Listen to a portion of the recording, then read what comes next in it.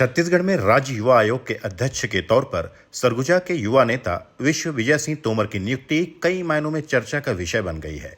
शांत व मेहनती विश्व विजय की नियुक्ति से भाजपा के संगठन ने सरगुजा समेत अन्य संभाग में ये स्पष्ट और कड़ा संदेश दे दिया है कि जो भाजपा के लिए सड़क पर उतरने का मादा रखेगा वही अब पद पर आसीन होगा।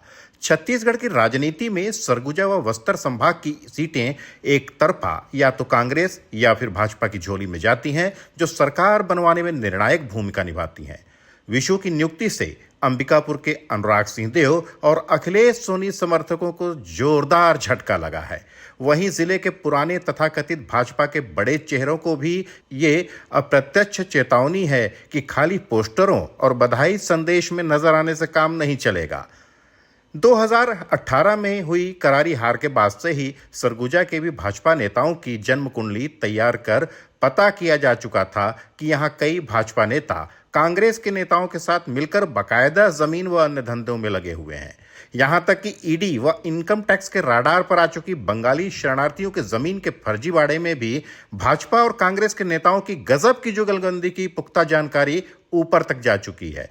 अब सरगुजा में जातिगत समीकरण को भी देखें तो विशु की नियुक्ति के बाद अब इस जिले व आसपास के जिले से किसी अन्य राजपूत की नियुक्ति भाजपा में नहीं होगी, ये स्पष्ट है।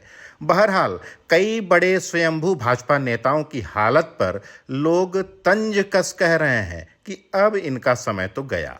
वैसे भी पोस्टर में और बड़े नेताओं के साथ ये फोटो खिंचवा कर अपना ही विकास करने में लगातार लगे हुए थे। गौरतलब है कि विश्व विजय सिंह तोमर को राजनीति में लाने का श्रेय सरगुजा संभाग के कद्दावर नेता, जो कि पूरे छत्तीसगढ़ में कम समय में ही काफी प्रसिद्ध हो चुके थे, यानी स्वर्गीय रविशंकर त्रिपाठी को जाता है। उन्होंने ही विशु को अखिल भारतीय विद्यार्थी परिषद ज्वाइन कराया था और राजनीति के कई गुर सिखाए थे। माननीय मुख्यमंत्री, संवेदनशील मुख्यमंत्री विष्णुदेव साय जी ने एक बड़ी जिम्मेदारी सरगुजा को सौंपी है। एक सामान्य कार्यकर्ता को ऐसी जिम्मेदारी दी है। मैं विश्वास दिलाता हूं कि कठिन परिश्रम करके और युवाओं की ऊर्जा के साथ वरिष्ठों के मार्गदर्शन में हम नित नई ऊंचाइयों पर काम करेंगे और प्रधानमंत्री नरेंद्र मोदी जी का जो सपना है उसको अपने मुख्यमंत्री श्री विष्णुदेव साय जी के नेतृत्व में पूरा करने का पूरा प्रयास करेंगे। इतना ही मैं आज आप सबके बीच कह सकता हूँ। ये हमारे साथियों का प्रेम है, स्नेह है, और चूंकि साथी हैं हमारे, सब लोग साथ में हम सब काम किए, संघर्ष किए हैं, तो स्वाभाविक सी बात है उनके बीच के किसी अपने साथी को एक बड़ी जिम्मेदारी मिलती है तो यह, और इनकी इस खुशी के साथ उनकी इस ऊर्जा का भी उपयोग पूरे प्रदेश में अच्छा काम करने के लिए किया जाएगा। प्राथमिकताएं तय की जाएंगी। हमारी बातचीत अभी मुख्यमंत्री जी से और सारे वरिष्ठ मंत्रियों से सिर्फ धन्यवाद आभार की बात हुई है। अभी 5 तारीख के बाद बैठ करके जैसा उनका दिशा निर्देश होगा और युवाओं की जो आकांक्षाएं होंगी छत्तीसगढ़ प्रदेश में, उसके लिए हम ठोस कदम उठाएंगे।